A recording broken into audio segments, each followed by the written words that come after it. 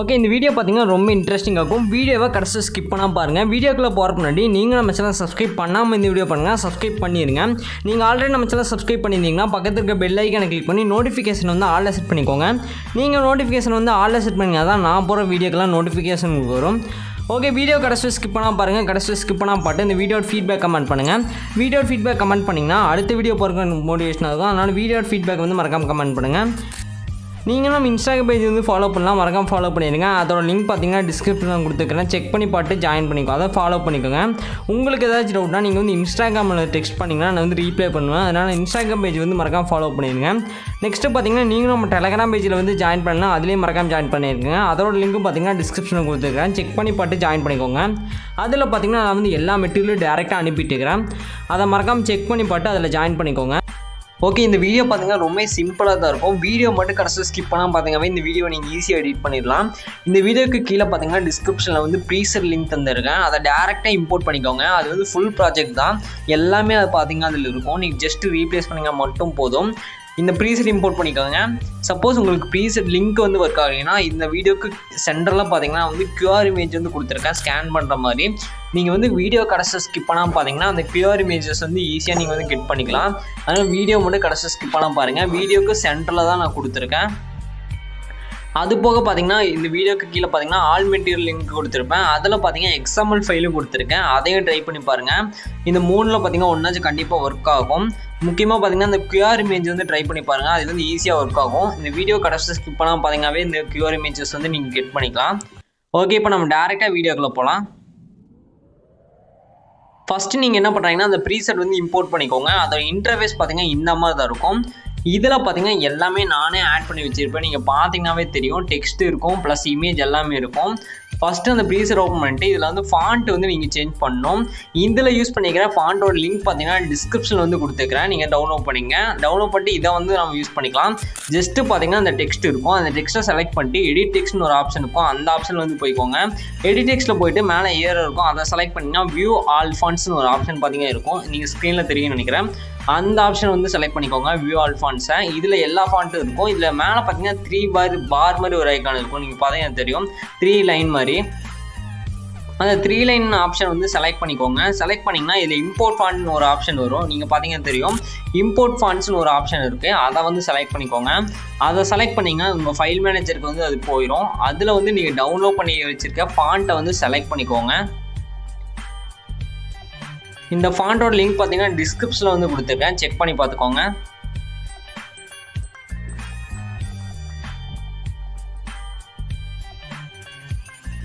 Okay, இதுதான் பார்த்தீங்கன்னா அந்த ஃபாண்ட்டு. இதோட லிங்க் பார்த்தீங்கன்னா டிஸ்கிரிப்ஷனில் இருக்குது, டவுன்லோட் பண்ணிங்க.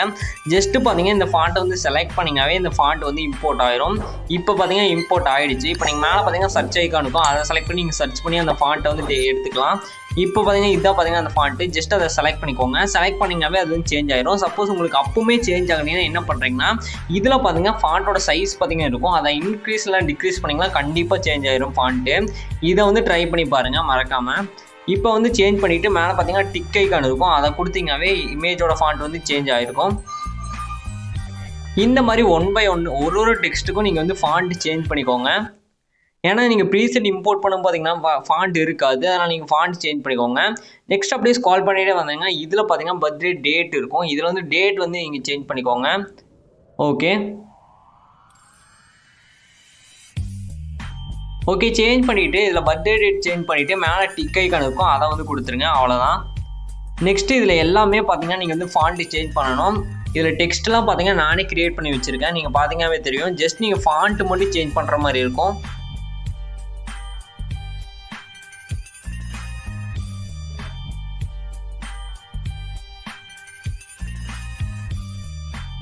ஓகே, இதில் ஃபாண்ட்டெல்லாம் முடிஞ்சதுக்கப்புறம் பார்த்தீங்கன்னா அதாவது டெக்ஸ்ட் முடிஞ்சதுக்கப்புறம் பார்த்தீங்கன்னா இமேஜ் வந்து ஸ்டார்ட் ஆகும். இது பார்த்தீங்கன்னா குரூப்லேயே நான் இமேஜ் ஆட் பண்ணியிருப்பேன், அது போக பார்த்தீங்கன்னா பேக்ரவுண்ட் இமேஜ் ஆட் பண்ணியிருப்பேன். ஃபஸ்ட்டு பார்த்தீங்கன்னா கீழே இருக்க அந்த பேக்ரவுண்ட் இமேஜ் வந்து செலக்ட் பண்ணிக்கோங்க. இப்போ உங்களுக்கு தெரியும்னு நினைக்கிறேன். இந்த பேக்ரவுண்ட் இமேஜ் வந்து செலக்ட் பண்ணிட்டு கலர் அண்ட் ஃபில்னு ஒரு ஆப்ஷன் வரும், நீங்கள் அந்த ஆப்ஷன் அந்த இமேஜை செலக்ட் பண்ணிங்கனாவே கலர் அண்ட் ஃபில்னு ஒரு ஆப்ஷன் வரும், அந்த ஆப்ஷன் வந்து போய்க்கோங்க. ஓகே, இப்போ நான் வந்து இமேஜை வந்து செலக்ட் பண்ணிட்டு கலர் அண்ட் ஃபில் அந்த ஆப்ஷனில் போயிட்டு நான் வந்து சேஞ்ச் பண்ணுறது எப்படின்னு நான் சொல்கிறேன். இப்போ பார்த்தீங்கன்னா தெரியும் கலர் அண்ட் ஃபில் இருக்குது. இதில் பார்த்தீங்கன்னா ஸ்டார் மாதிரி ஒரு ஐக்கான் இருக்கும். ரைட் சைட் பார்த்தீங்கன்னா தெரியும். அந்த ஸ்டார் ஐக்கான் வந்து ஜஸ்ட் கிளிக் பண்ணிக்கோங்க. ஸ்டார் ஐக்கானை செலக்ட் பண்ணிங்கன்னா நீங்கள் வச்சுருக்க எல்லா இமேஜும் இதில் வந்து ஷோ ஆகும். இதில் வந்து உங்களுக்கு தேவையான இமேஜை வந்து செலக்ட் பண்ணிட்டு டிக் ஐக்கான் வந்து கொடுத்தீங்க, அதாவது ப்ளஸ் ஐக்கான் கொடுத்தீங்கன்னாவே அந்த இமேஜ் வந்து ஆட் ஆயிடும். இதில் ரொம்ப சிம்பிள் தான். இந்த மாதிரி தான் நீங்கள் வந்து இமேஜஸ் வந்து ரீப்ளேஸ் பண்ணணும். ஆல்ரெடி நான் இப்போ இதில் இமேஜ் ஆட் பண்ணி வச்சுருப்பேன். அதை வந்து இந்த மெத்தட் யூஸ் பண்ணி நீங்கள் வந்து ரீப்ளேஸ் பண்ணிக்கலாம். ஓகே, நெக்ஸ்ட்டு அந்த இமேஜுக்கு மேலே பார்த்தீங்கன்னா ஒரு குரூப் இருக்கும். அந்த குரூப்பை கிளிக் பண்ணிட்டு எடிட் குரூப்னு கீழே ஒரு ஆப்ஷன் இருக்கும். அந்த ஆப்ஷன் வந்து செலக்ட் பண்ணிங்கன்னா இதில் பார்த்தீங்கன்னா உள்ளே பார்த்தீங்கன்னா ஒரு இமேஜ் இருக்கும். அந்த இமேஜை நீங்கள் சேஞ்ச் பண்ணணும். அந்த இமேஜை செலக்ட் பண்ணிக்கோங்க. செலக்ட் பண்ணிட்டு கலர் அண்ட் ஃபில் வந்து போய்க்கோங்க. கலர் அண்ட் ஃபில்லில் போயிட்டு இந்த இமேஜை பார்த்தீங்கன்னா நீங்கள் வந்து சேஞ்ச் பண்ணிக்கோங்க. ஜஸ்ட் அந்த கலர் அண்ட் ஃபில்லில் போயிட்டு அந்த ஸ்டார் ஐக்கான் செலக்ட் பண்ணிட்டு இமேஜை வந்து சேஞ்ச் பண்ணிக்கோங்க. அவ்வளோதான்.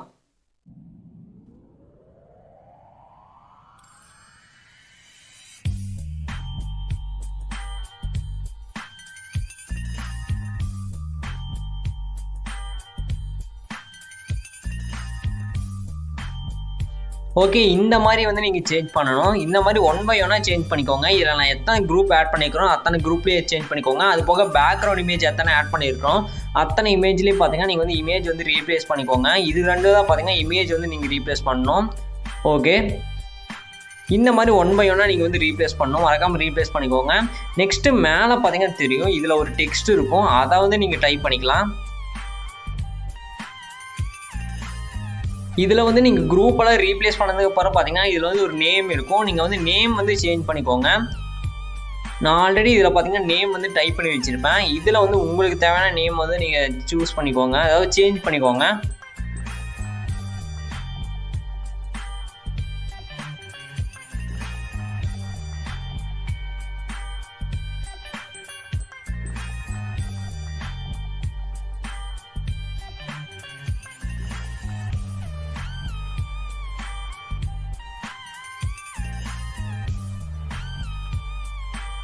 ஓகே, இதுதான் பார்த்தீங்கன்னா அந்த டெக்ஸ்ட். இதில் வந்து உங்களுக்கு தேவையான நேமை டைப் பண்ணிக்கோங்க. ஜஸ்ட் அந்த டெக்ஸ்ட்டை செலக்ட் பண்ணிட்டு எடிட் டெக்ஸ்ட்டில் போயிட்டு உங்களுக்கு தேவையான நேமை வந்து நீங்கள் டைப் பண்ணிக்கோங்க. இதை மட்டும் டைப் பண்ணிட்டீங்கன்னா எல்லா எடிட்டும் முடிஞ்சு. இப்போ பார்த்தீங்கன்னா தெரியும் செம்மையாக இருக்குது.